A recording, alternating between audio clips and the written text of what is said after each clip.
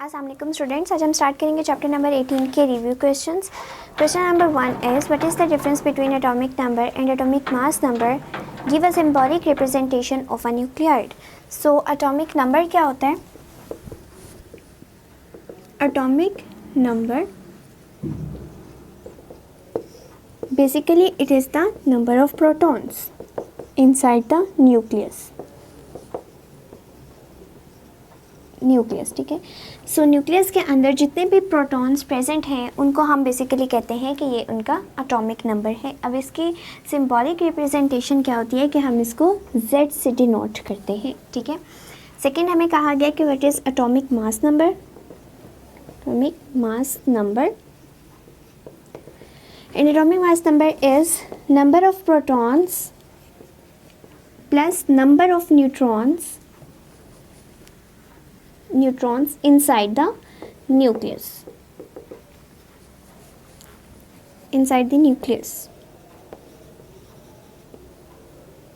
So nucleus के अंदर जितने भी प्रोटॉन्स प्रेजेंट हैं बट कलेक्टिवली विद न्यूट्रॉन्स, सो उस सम अप करके उसे हम क्या कहते हैं कि it is the atomic mass number. And इसकी सिंबॉलिक रिप्रेजेंटेशन क्या है कि हम इसको ए से डिनोट करते हैं, ठीक है।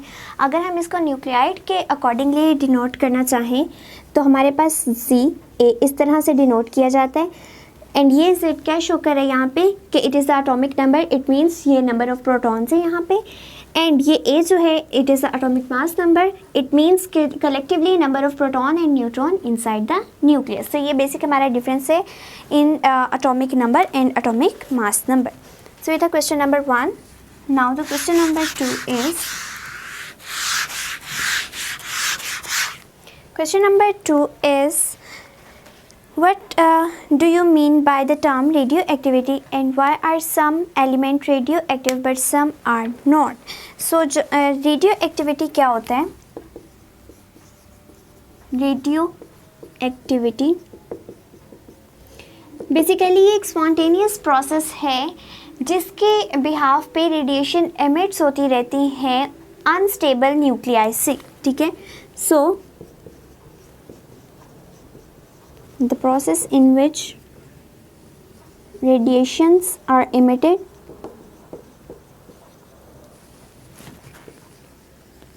from unstable nuclei,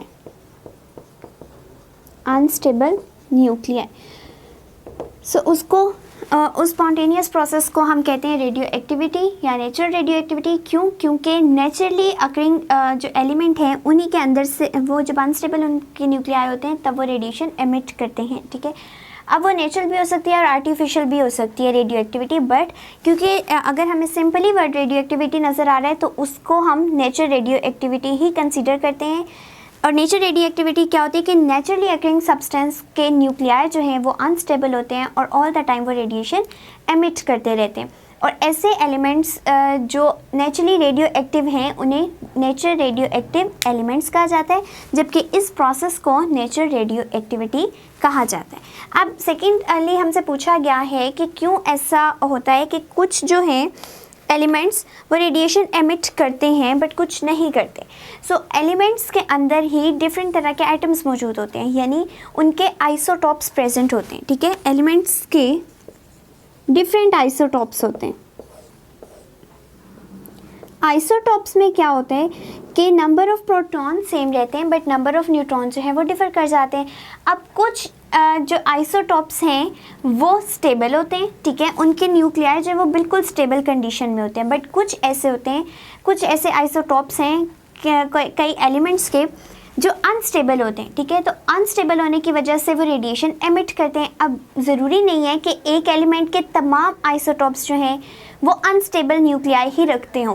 कुछ ऐसे होते हैं जो अनस्टेबल नहीं होते, कुछ अनस्टेबल होते हैं, ठीक है। तो जो सिर्फ अनस्टेबल होंगे वो रेडिएशन एमिट करेंगे, अदरवाइज़ बाकी रेडिएशन एमिट नहीं करेंगे। एंड मोस्टली कौन से जो हैं ऐसे आइसोटॉप्स हैं जो रेडिएशन एमिट करते हैं जिनका एटॉमिक नंबर जो है वो 83 से ग्रेटर हो जाए, ठीक है।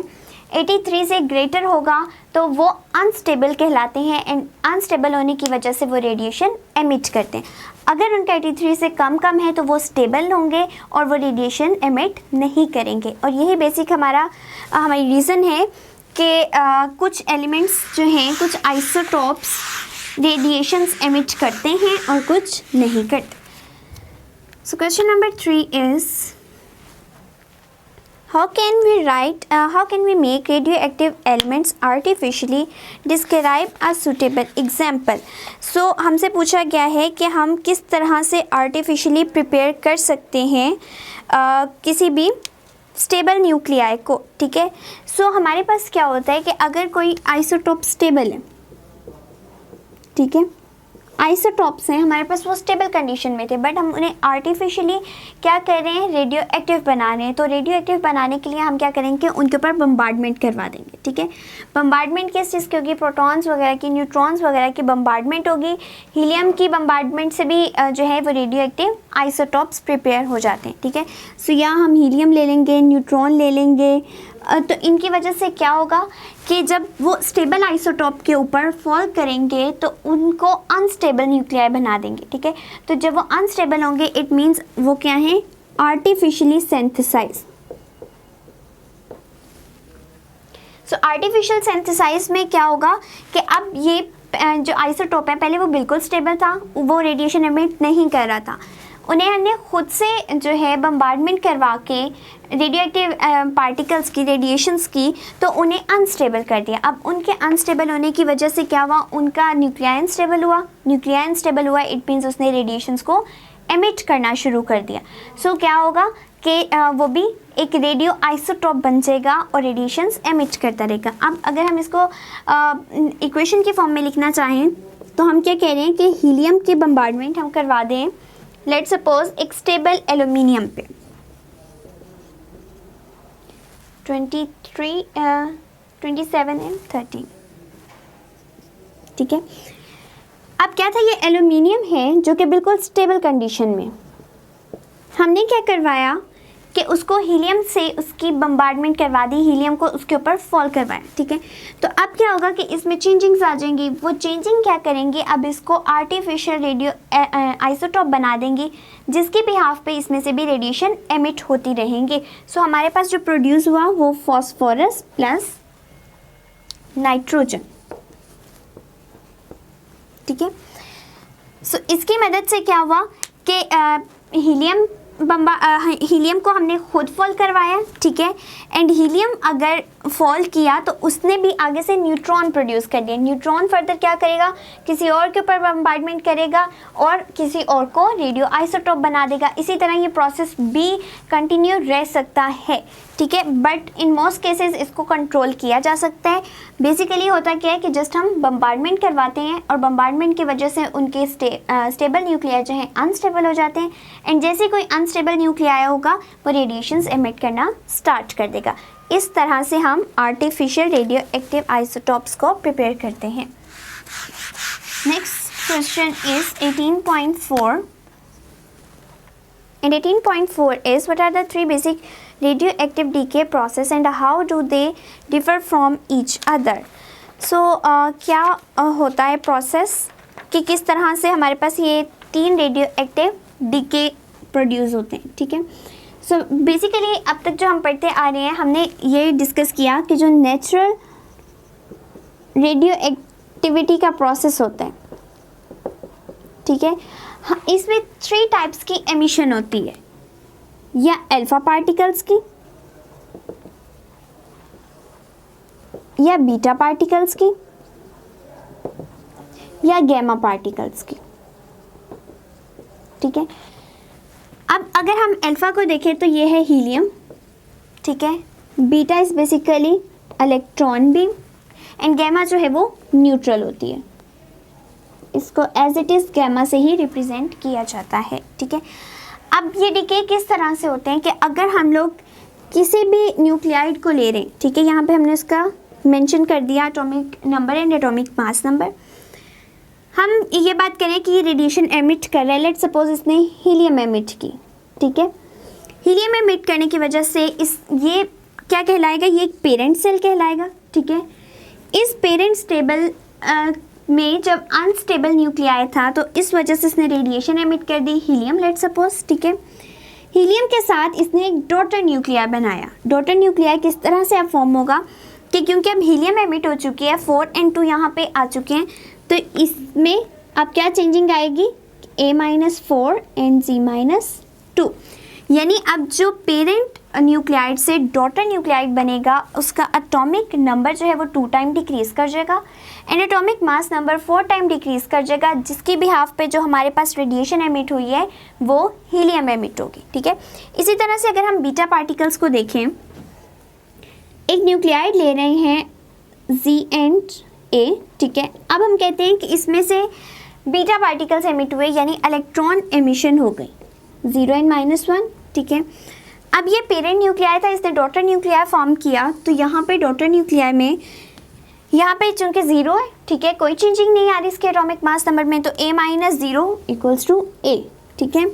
अब Z-1 विल बी Z+2, ठीक है, माइनस माइनस प्लस हो जाएगा, तो यहाँ पे Z+2 आ जाएगा, सॉरी Z+1, एंड Z+1 का क्या मतलब है कि इसका एटॉमिक नंबर जो है वो 1 टाइम इंक्रीज कर गया as compare to the parent cell, so हमारी जो है बीटा पार्टिकल्स एमिट हो जाएंगे। सो नेक्स्ट हमारे पास गैमा रेज आ जाती हैं। गैमा रेज में क्या होता है कि क्योंकि इनके ऊपर कोई चार्ज नहीं है तो इनके वजह से एमिट होने वाला डॉटर न्यूक्लियाई भी same atomic number and same atomic mass रखता है, बट क्यों ऐसा हुआ कि इसके अंदर से रेडिएशन एमिट भी हुई और उसके ऊपर कोई चेंजिंग भी नहीं आई। तो ये रेडिएशन ओनली तब एमिट होती हैं जब अनस्टेबल न्यूक्लियाई हो, ठीक है। अनस्टेबल न्यूक्लियाई की वजह से जब न्यूक्लियाई अपनी स्टेबल कंडीशन में आता है तो जो हमारे पास रेडिएशन एमिट होती हैं वो गैमा रेडिएशन एमिट होती हैं। अगर हम लोग अल्फ़ा की बात करें तो अल्फ़ा रेडिएशन कब एमिट होती हैं, जब एक्सेस नंबर में नंबर ऑफ़ प्रोटॉन्स भी प्रेजेंट हो और नंबर ऑफ़ न्यूट्रॉन भी प्रेजेंट हो, ठीक है। यहाँ पे हम चेंजिंग देख रहे हैं कि नंबर यानी प्रोटॉन में भी चेंजिंग आ रही है एंड नंबर ऑफ़ न्यूट्रॉन में भी चेंजिंग आ रही है, ठीक है। तो इट मीन्स कि अगर दोनों चीज़ों में चेंजिंग आ रही है तो दोनों चीज़ें एक्सेस में थी, तभी वहाँ से हीलियम रेडिएशन एमिट हुई, ठीक है। अगर हम बीटा पार्टिकल्स की बात करें तो इसके सिर्फ प्रोटॉन में चेंजिंग आई है, ठीक है, बट यहाँ पे प्रोटॉन को अगर हम देखें तो वो माइनस में जा रहे हैं, ठीक है। माइनस में जाने की वजह से हम उसको कंसीडर नहीं करें, बल्कि हम कहेंगे कि एक्सेस में अगर न्यूट्रॉन प्रेजेंट है तो हमारे पास बीटा रेडिएशन एमिट होंगी, ठीक है। सो यहाँ पे अल्फ़ा रेडिएशन तब एमिट होती है जब दोनों चीज़ें एक्सेस में हो, यानी नंबर ऑफ़ प्रोटॉन भी एक्सेस में हो, नंबर ऑफ़ न्यूट्रॉन भी। जबकि बीटा के केस में नंबर ऑफ़ न्यूट्रॉन एक्सेस में हो तो बीटा रेडिएशन एमिट होगी, बट अगर अनस्टेबल न्यूक्लियाई होगा तो गैमा रेडिएशन एमिट होगी। सो ये था हमारा क्वेश्चन नंबर 4 का answer. The next question is question number 5।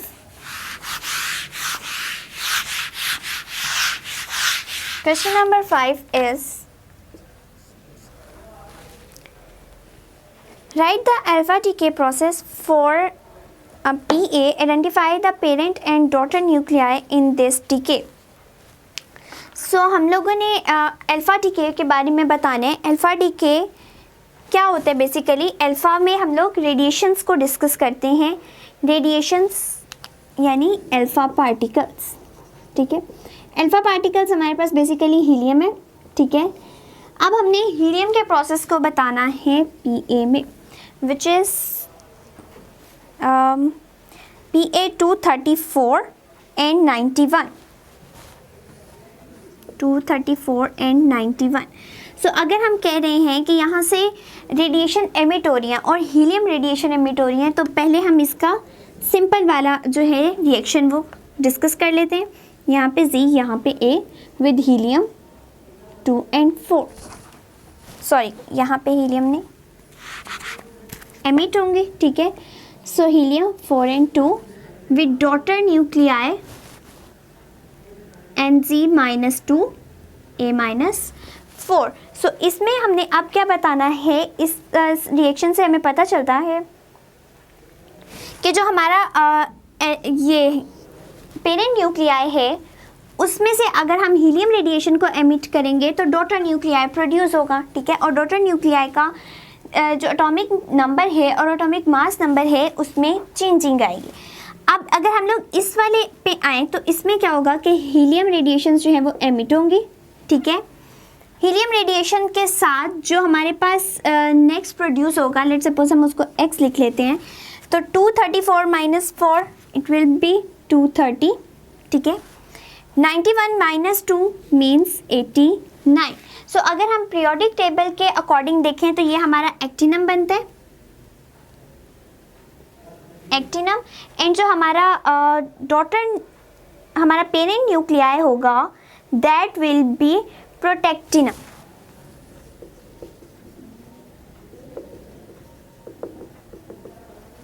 And actinium. So ये हमें पीरियोडिक टेबल को देख के पता चलेगा कि ये हमारे कौन से जो है अब एलिमेंट्स बन रहे हैं after the emission of alpha particles, ठीक है। सो अल्फा पार्टिकल्स को जब भी हमने डिस्कस करने है, किसी भी रेडिएशन को डिस्कस करने है, सबसे पहले हमने उसकी सिंपल इक्वेशन को लिखना है ताकि आइडिया रहे कि किस तरह उनके atomic number and atomic mass number में चेंजिंग आ रही है। देन हम लोग अपनी ओरिजिनल इक्वेशन पे आएंगे एंड उनमें से पीरियोडिक टेबल के अकॉर्डिंग उनके नाम को मेंशन करेंगे। सो ये था हमारा क्वेश्चन नंबर 5।